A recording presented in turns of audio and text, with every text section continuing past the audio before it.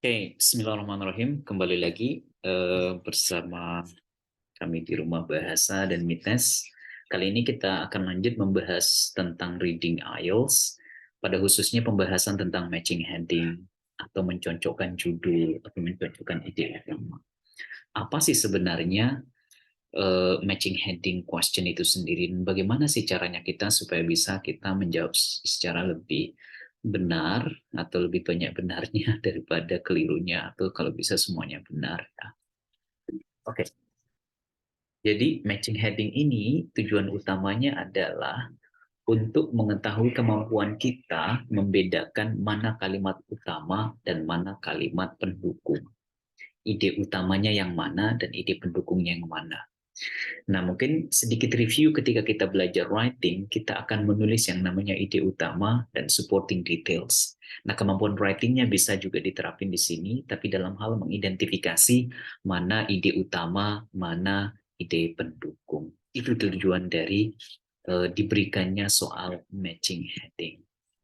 Perlu menjadi catatan kita bahwa reading ini pada khususnya adalah vocabulary test.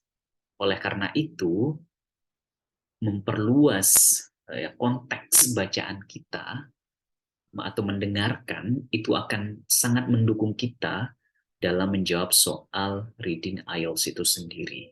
Karena memang teksnya itu dari berbagai background of study. Tidak bisa kita hanya, misalkan kita jurusan pendidikan, kita akan fokus pada teks-teks yang berkaitan pendidikan. Padahal nanti ketika teks readingnya akan ketemu dengan teks berkaitan dengan space station, berkaitan dengan misalkan kesehatan, berkaitan dengan misalkan biologi dan lain sebagainya. Jadi suatu keharusan kita untuk memperluas penguasaan kosakata kita dalam berbagai bidang ilmu. Karena itu akan sangat mendukung kita dalam hal reading. Di skill lain juga iya, dalam speaking, dalam writing, begitu juga di listening. Contoh soal matching heading yang mungkin kita akan temukan di soal, tampilannya kurang lebih seperti ini, kita akan diberikan salah satu paragraf yang sudah dijawab sebagai contoh bahwa misalkan paragraf A jawabannya sudah yang ini atau paragraf B, C, dan D dan sebagainya.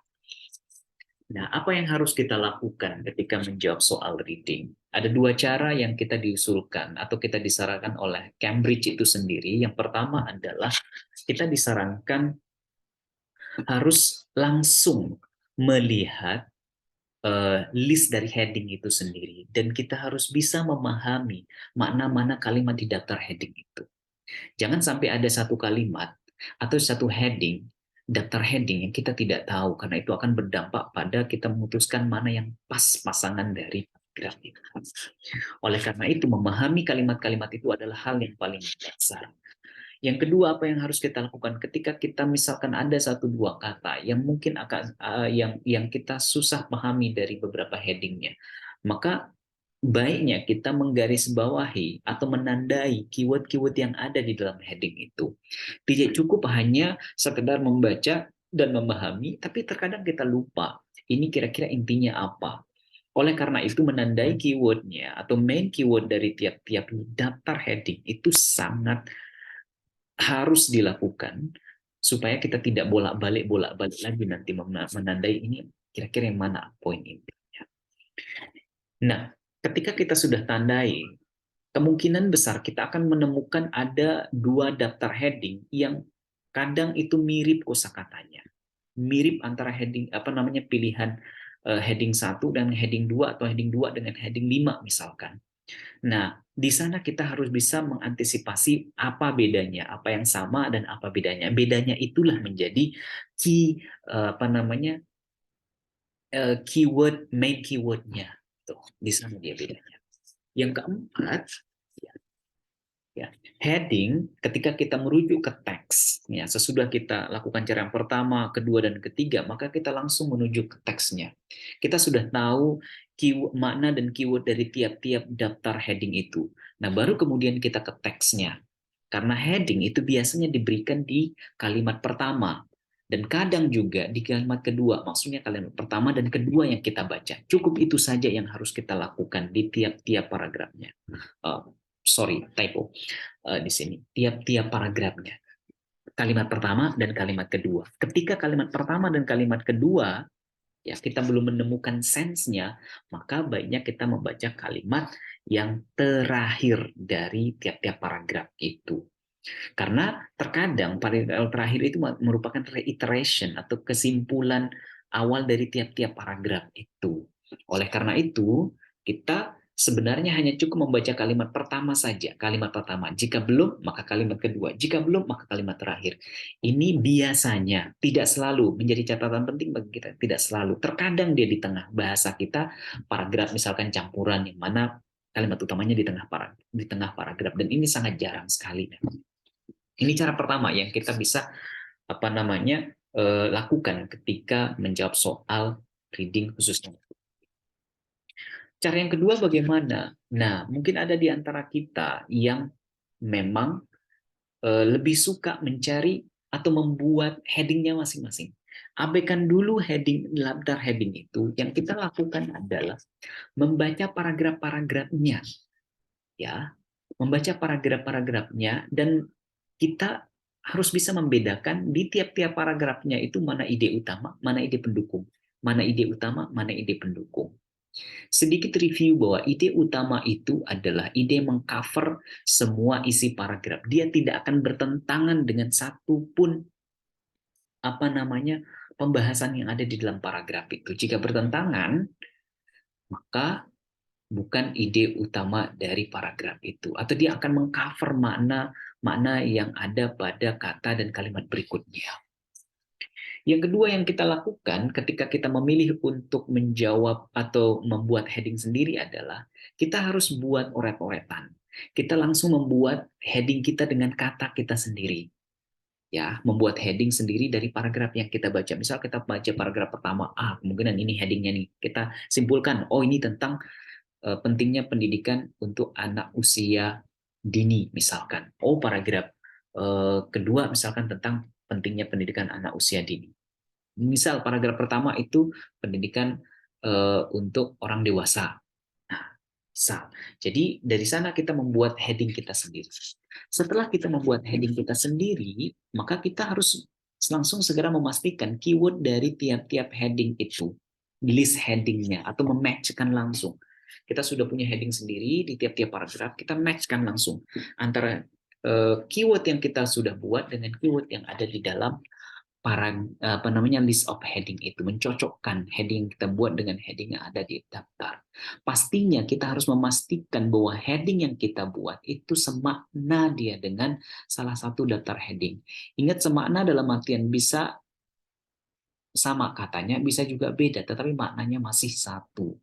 Itulah dipastikan maknanya sama. Di sini kemampuan paraphrase itu harus selalu diterapkan, karena memang seperti di awal tadi, ini adalah tes vocabulary. Oke, mari kita lihat contohnya bersama. Nah, tadi kita akan coba terapkan cara yang pertama. Kita langsung ke heading. Kita lihat nih headingnya apa nih, kata kuncinya dari tiap-tiap headingnya. Oke, kita lihat di sini ada kata better use large sum of money. Ya, ingat ada kata large sum of money berkaitan dengan mata uang banyak. Ya, kemudian juga di sini yang kedua environmental cost. Nah, kita tidak tandai garis bawahi environmental cost karena ada kata environmental juga di poin keempat. Tapi bedanya di poin kedua atau list heading kedua itu environmental cost, sedangkan di list heading yang keempat itu environmental benefit. Kemudian kata kuncinya yang kedua adalah manufacture and installation. Yang ketiga ada estimate the number of microturbine. Iya, estimate the number. Kita tidak garis microturbine karena kata microturbine ini banyak ada di pilihan-pilihan. Jadi bukan fokus kita di sana. Kemudian yang keempat tadi sudah kita bahas. Kelima ini size dan output. Ini tidak ada di heading-heading yang lain. Terus ada kata largest type of microturbine. Kemudian yang keenam ada limited case for subsidizing microturbine. Ini berkaitan dengan, ingat, ada kata limited case of subsidizing. Ada nggak di list heading yang lain kata limited case? Tidak ada. Subsidizing ada tidak? Tidak ada juga. Kayak gitu. Makanya ini menjadi keyword kita. Kemudian berikutnya ada kata recent improvement. Ya, ingat kata recent improvement. Mungkin ada kata improvement, tapi bukan recent. Hati-hati, ada kata recent improvement di sini. Terus in the design of macroturbine. Berikutnya ada kata indirect method of reducing carbon. Indirect method. Ada kata indirect method. Cara tidak langsung untuk mengurangi. Di bagian lain tidak ada kata reducing, tapi carbon emission ada tidak di bagian lain. Jadi bagian lain untuk carbon emission itu memang tidak ada, tapi hati-hati kata kuncinya adalah di sini indirect method. Dan yang terakhir ada kata financial benefit. Ini berkaitan dengan uang, keuntungan secara finansial of running microturbine. Ada kata running di bagian keempat of running microturbine. Tapi bedanya di sini bagian keempat adalah environmental benefits, sedangkan bagian kesembilan adalah financial benefits. Bedakan. Ya, sama-sama benefit, tapi bedanya di sini adalah financial benefits. Hati-hati, ada beberapa yang mirip. Oleh karena itu kita harus bisa membedakan mana keyword utama di dalam masing-masing heading itu. Nah, kita sudah tahu nih apa keyword-keyword yang ada di list headingnya sendiri. Nah, setelah kita sudah menentukan keywordnya, kita harus bisa secepat mungkin melihat kalimat yang ada. Misal di kalimat pertama, di sini kita fokus kalimat pertama. Ya, di sini ada kata in terms of renewable energy resources suitable for private use. Ada kata a 15 kilowatt. 15 kilowatt turbine is the biggest end of the spectrum. Nah, kalimat ini misal kita langsung ambil paraphrase-nya, kita akan melihat ada kata size. Apa size? Itu kilowatt. A 15 kilowatt. Terus output-nya, ya, terus ada kata largest, large wind. Ada kata biggest, itu apa namanya, paraphrase-nya di sini. Sehingga kita bisa pastikan bahwa jawabannya di sini adalah yang kelima. The size and the output of the largest. Nah, dan di sini the biggest end of the spectrum. Ya, jawabannya adalah yang kelima. Berikutnya, heading yang kedua. Nah, karena kita sudah punya list of heading dan keywordnya, maka kita langsung menggarisbawahi kata-kata yang ada di dalam teks. Kalau kita lihat di sini, gitu ya. Yang pertama, misalkan bisa dilihat di sini. Kemudian kalimat berikutnya, ya, bisa dilihat. Nah, kira-kira dari kata-kata ini ada kata producing dan installation misalkan di kalimat ini. Mana kira-kira yang sama maknanya dengan yang ada di list of heading? Terus ada kata carbon misalkan. Greenhouse carbon emission. Greenhouse emission misalkan. Berarti itu berkaitan dengan environmental cost. Ya, di sini berkaitan dengan environmental cost karena ada kata greenhouse gas emission. Ya, biaya yang harus dikeluarkan untuk greenhouse emission. Terus ada kata producing. Producing kan menghasilkan. Semakna dia dengan kata manufacturing atau manufacture. Juga ada kata installing. Di sini paraphrase-nya adalah installation. Kayak gitu. Sehingga heading yang tepat untuk paragraf B ini adalah yang kedua. Environmental costs of a manufacture and installation. Oke, kita lanjut ke berikutnya. Bagaimana berikutnya? Masih di hal yang sama, headingnya sudah kita punya, sudah ada keyword-keywordnya juga. Nah, kita garis bawahi atau kita fokus pada apa namanya kalimat-kalimat yang tadi, kalimat pertama ataupun maksudnya kalimat kedua, bisa juga kalimat terakhir karena tadi kita sudah bahas pertama, kedua, begitu juga bisa dengan yang terakhir. Dan di sini kita bisa ambil kesimpulan dari kalimat yang ada, dari kata-kata yang digunakan, ini tentang menjelaskan tentang carbon saving. Ya, bagaimana environmental benefit-nya carbon saving. Saving di sini berkaitan dengan manfaatnya, ya, of using turning to produce electricity. Jadi di sini jawabannya bisa diambil adalah yang keempat, yaitu environmental benefits, ya, of running micro turbine. Karena ada explain carbon saving-nya. Maka itu semana dia dengan environmental benefit-nya. Karbon berkaitan dengan lingkungan, saving berkaitan dengan benefit, keuntungan dalam hal lingkungan dia di sini. Ya. bukan seperti tadi, mungkin bukan environmental cost, cost itu biaya atau pengeluaran, bukan. Mungkin kita akan terkecoh di sana. Dan ada kata kuncinya, mungkin tadi ada kata manufacture installation. Di sini tidak membahas tentang bagaimana menghasilkan dan menginstal, tidak dibahas tentang installation di sini. Karena mungkin kita akan terkecoh dengan kata environmental lagi kayak gitu. Iya, karena ada saving, sinonimnya tadi berkaitan dengan benefit. Nah, selalu berpikir paraphrase untuk menjawab soal-soal yang ada di IELTS. Lebih khusus lagi ketika matching seperti ini. Paragraf kedua, sama halnya kita lakukan, kita harus membaca dengan seksama, dengan baik-baik kalimat pertama. Ya begitu juga kalimat kedua sampai kata yang di sini. Ini baru kalimat pertama sebenarnya panjang kalimatnya, di kalimat kedua sampai yang berkaitan dengan angka di sini.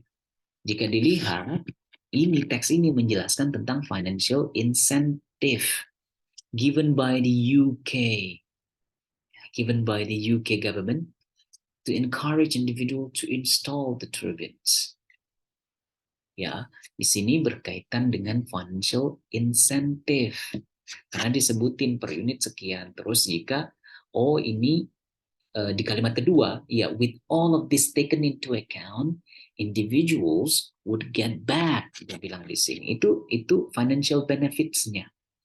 7,250 pounds sterling per year on their investment. Jadi berkaitan dengan manfaat dari segi keuangan dan investasinya. Investment berkaitan dengan financial. Ya, terus ada angkanya juga di sini berkaitan dengan sini. Ya. Oke, itu dia. Jadi baca pertama dan kedua, jangan semuanya dan terakhir. Tapi ketika misalkan merasa kok nggak ada di awal, nggak ada di akhir, ya kemungkinan memang dia di tengahnya juga. Tapi sangat jarang seperti itu. Cukup awal dan akhir. Jika misalkan kita terbiasa mengambil yang awal dan akhir, ya dari 7 nomor kita bisa benar at least mungkin 6 itu kita benernya. Atau 5 lah terburuknya. Kalau kita fokus di line pertama atau kalimat pertama dan kalimat kedua dan kalimat terakhir. Jangan membaca karena kita punya sedikit waktu. Tes itu bukan sekedar tentang kemampuan kita saja, tapi juga bagaimana kecepatan kita. Ya, ini masalah waktu juga. Mungkin kalau kita dikasih 1 hari, kita bisa benar semuanya. Ya. Tapi karena waktu, jadi kita harus bisa menganalisa lebih cepat, memutuskan dengan tepat.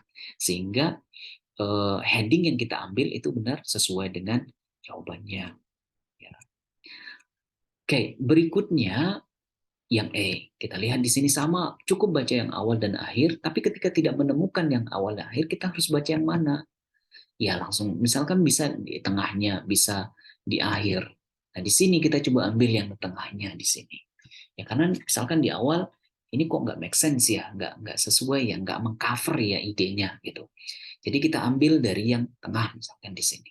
Dari kata has the government spent, ya its money wisely, kata kuncinya has the government spent its money wisely.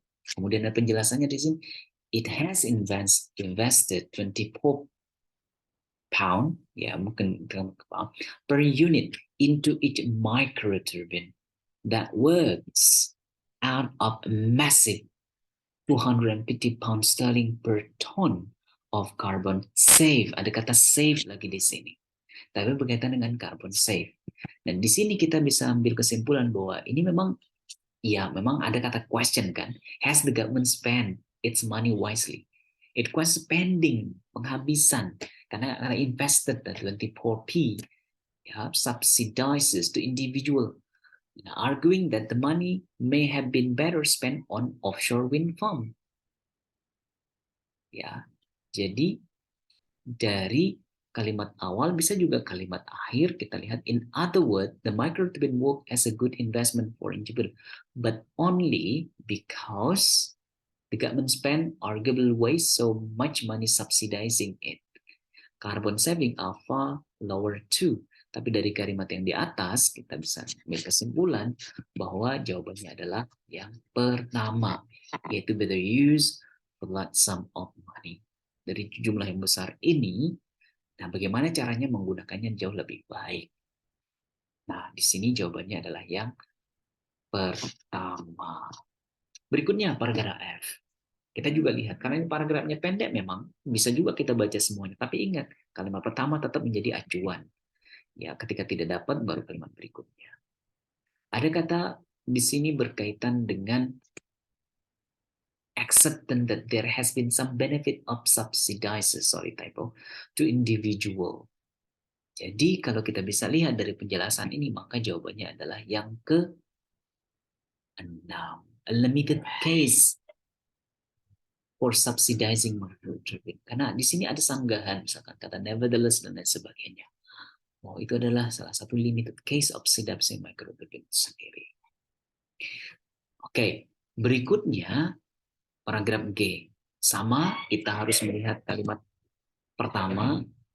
Ya, jika belum bisa kalimat kedua, jika kita lihat di sini, ya ada kata yang kita sudah garis bawahi, ada kata input dan output modeling, terus ada kata di sana berkaitan dengan alternatif atau ways, ya maka itu sinonimnya adalah yang berkaitan dengan ya less turning individual may have less money to spend on carbon producing consumer goods. Jadi jawabannya adalah yang ke-8.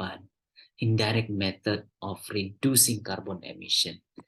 Nah, alternatif way, caranya yang mana disebutin? Input dan output modeling has told us it is actually quite difficult to spend money terus ada without having a negative carbon impact. Jadi itu cara apa namanya? Salah satunya cara untuk mengurangi carbon emission-nya. Nah, ada kata alternative way, yaitu indirect method di sini. Oke, dan juga di kalimat terakhir, karena ini kalimatnya bisa dikatakan pendek dan panjang-panjang sekali, ya karena so if the subsidy, ya encourage people to spend their money on carbon reducing technology, ada kata reducing technology di sini di kalimat yang berikutnya, ya such as wind turbine rather than carbon producing goods like cars, itu and service such as overseas holidays, then reduction in emission will be greater than my simple sum above have suggested. Nah, tadi kita sudah bahas, kita sangat disarankan memang membaca awal dan akhir. Ya, kalau misalkan tidak menemukan di awal, maka alternatifnya ambil di kalimat terakhir. Karena memang kalau dia pendek, bisa kita baca semua.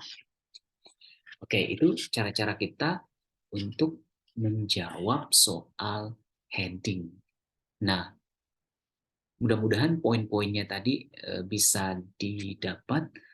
Nah, ingat kita sangat disarankan atau 80-90% itu jawabannya ada di line pertama dan line kedua.